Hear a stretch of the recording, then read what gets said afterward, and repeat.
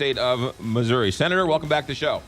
Hey, McGraw, good to be with you this morning. Can you explain what happened yesterday in the Oval Office with the debt ceiling and the Harvey relief and why this was such a big controversy? No. Okay. Okay, fair enough. I can't explain. I do think the crux of the controversy is that the debt ceiling issue is one that it's always better to resolve for as far in the future as you can, just simply because it's easily used as a club to get other things done. And frankly, while getting these three issues, the hurricane relief, the short-term debt ceiling, and keeping the government open until early December while we can finalize this year's appropriations bills, it does allow us to spend more time immediately on the tax issue and on how we fund the government next year. But kicking the can down the road on the debt ceiling, never the right thing to do. The Secretary of Treasury apparently at the White House with the President argued for a longer-term agreement, but apparently the President thought that the agreement that was offered was good, and at least they did add the CR to it. And the CR is, of course, the continuing resolution that says even though the appropriating work is not done fully for the spending year that begins October 1, here's what we're going to continue this year's spending while we finish that. I will tell you something. I was just making some notes to myself right now. I chair the appropriating committee on labor and health and education, and just making some notes on the bill that we will, I think, vote out of the full committee in the next couple of hours. I'll go to that not long after you and I are done. And for the third year in a row in a appropriations bill that has less money than it had last year, we've eliminated programs, we've cut back spending in some areas. So for the third year in a row, we're going to increase funding for the National Institute of Health and Health Research, another $2 billion increase. 12 years straight before I started chairing this committee, there was no increase in health research funding, and one of the things I'm the most pleased that we've been able to do in the last 3 years is increase that particular account by about 20%, and we had to cut other places to do that. But things like Alzheimer's and the opportunity and the brain initiative and designer medicine, all so strong right now that both for the families involved, the health care to be improved, and just simply the economic benefit of being a leader in these areas when health care is changing so quickly, really very important. One of the things people are really hoping for, saying Republicans are going to do it, is some type of tax relief, tax cut. What are you hearing, and when is it going to be made public? Do we have any idea? Well, I think this needs to work through the regular committee process, but we've encouraged the chairman of the Finance Committee in the Senate, Senator Hatch, to have a hearing in the next couple of weeks, begin to get these ideas solidified. And the president was in Missouri just a week ago in Springfield. I was with him at that event, and what he really focused on was the importance of things that will begin to increase wages and take-home pay for working families. We're almost a decade now of wage stagnation. People who always used to feel like that there was a better opportunity right ahead of them for their families and themselves haven't been seeing that. And so things that create better jobs, there are two ways to create more take-home pay. One is less taxes taken out of the check you have, and two is a bigger check because you've got a better job.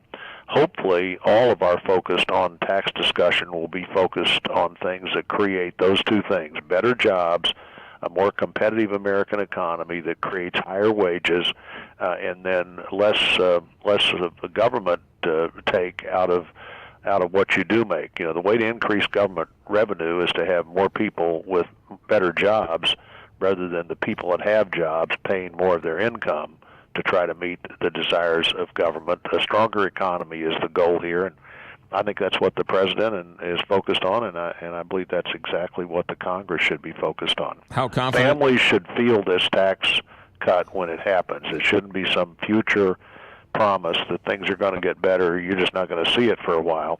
that can be part of the discussion, but another part of the discussion, I think very important, is that families begin to see more money in their wallet instead of the government's wallet. How confident are you that something will get done tax cut-wise by the end of the year?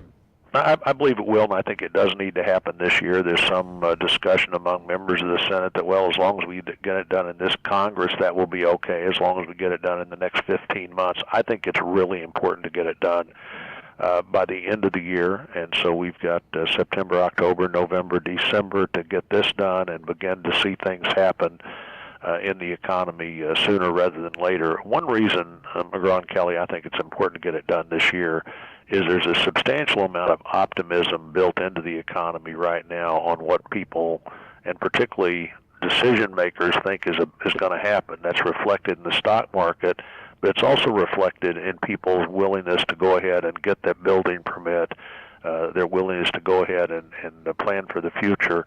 If we don't fulfill a substantial amount of that promise, people will, in my view, begin to draw back and be more skeptical about the economy, and we don't need that to happen in the next year. What we need to have happen in the next year is people responding to more take-home pay and things that create better jobs. Senator Roy Blunt, DACA is back front and center after President Trump's actions today. Where do you stand on that, and what do you think the prospects are of the Senate doing something and the Congress doing something and passing something and get it to the president's desk within 6 months?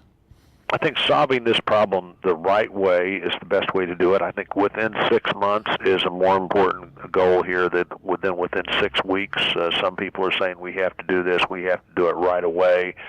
There's a timeline here you can work with. Now, I feel strongly that kids who grew up in the United States of America it's totally unreasonable to assume that those kids who came here without any choice of their own, grew up here, this is the only country they know, that there can't be a way that we can solve this problem so that they continue to be part of our economy and our country, unless they've got some criminal problem or some problem that would disqualify them from staying. I think it's totally unreasonable to assume that somebody who came here at 3, 4, 5, 6, 10, 11, 12, and lived here for the decade could go back to wherever they came from and be successful there.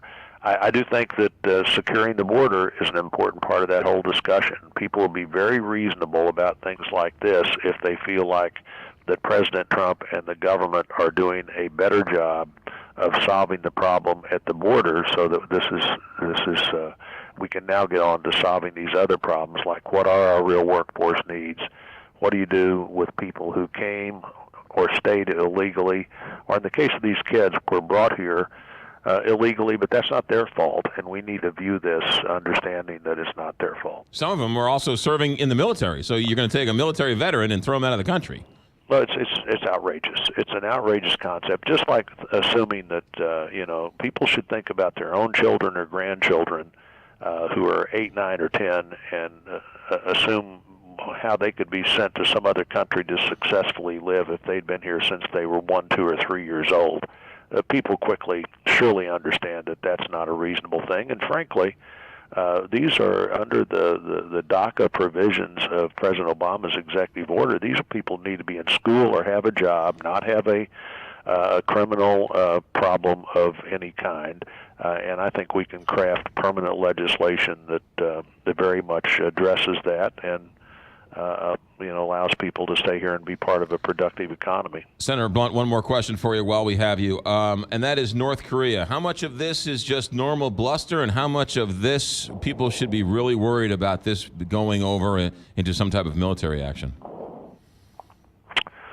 Well, the people who should be really worried about this are people who live in South Korea, people who live in Japan, people who are closer than we are. The military capacity of the United States is substantial, and this is still an area that, at least from our own safety, we can control. But we can't continue to let this North Korean dictator, who appears to be very reckless and spoiled, but also has nuclear and now maybe maybe hydrogen weapons, if you believe the reports on this.